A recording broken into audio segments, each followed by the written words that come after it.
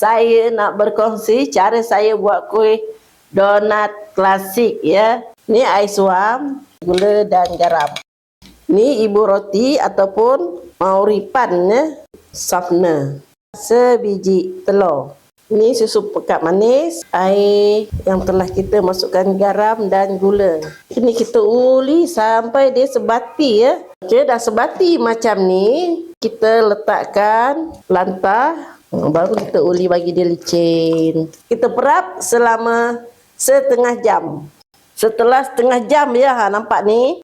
Ni kita buang angin dia. Jangan takut uli je.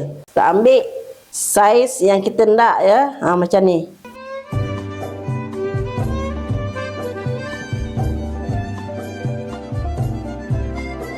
Kita perap dia pula selama setengah jam pula.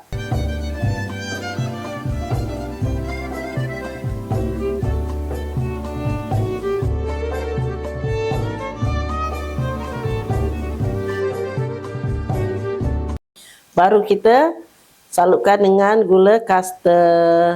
Okey, nampak ni.